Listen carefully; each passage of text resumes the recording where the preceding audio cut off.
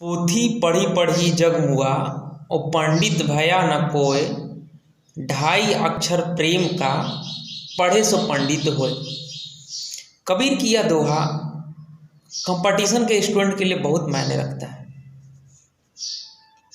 Competition की दुनिया में ज़्यादा किताबें पढ़ना ज़्यादा महत्वपूर्ण नहीं है। आप कम किताब पढ़िए लेकिन बार बार उसी को पढ़िए।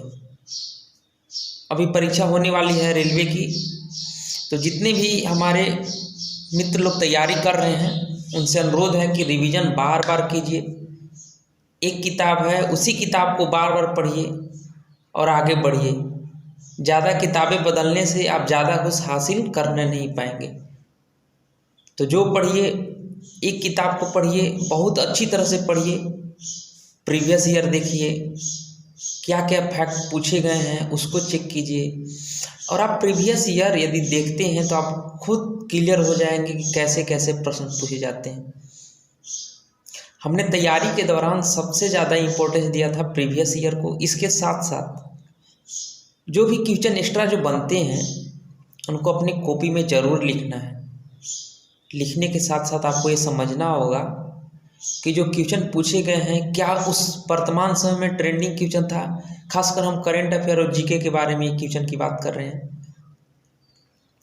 क्वेश्चन तो बदलते रहता है, पैटर्न धीरे धीरे भारी हो रहा है, ये सच्चाई है। तो आपको उसी लेवल से तैयारी करना है। अगर आप रेलवे की तैयारी कर रहे हैं तो आप लोग एसएससी जो CHSL हो गया, CGL हो गया, इन सभी को मैथ को भी बनाना है। ऐसा नहीं कि इसको छोड़ देना है। और पढ़ाई के दौरान तो पेशेंस आपको रखना पड़ेगा, लगातार पढ़ना पड़ेगा। एक टाइम फिक्स मेंटेन करके चलना है। उस टाइम में आपको पढ़ना ही है। ऐसा नहीं कि आज हम 4 बजे उठें तो कल हम 5 बजे उठेंगे तो बाद में 6 बजे उठेंगे, नहीं। यदि आप 4 बजे पढ़ते हैं तो 4 बजे ही पढ़ना शुरू कीजिए। 5 बजे करते हैं तो 5 बजे ही करने, यानी जो आप रूटीन किए हैं उसी रूटीन को फॉलो कीजिए तो अब ज़्यादा बेनिफिट होगा। क्योंकि कभी कभी क्या होता है कि पढ़ने के दौरान रात में स्टूडेंट लोग बहुत ज़्यादा देर तक पढ़ते हैं, 12 बजे तक, और फिर सुबह उठते उठते उनको 8 बज जाता है। तो उस केस में ज़्यादा फिर आप दिन में अच्छी तरह से फुल ऊर्जा के साथ आप नहीं पढ़ने पाएंगे।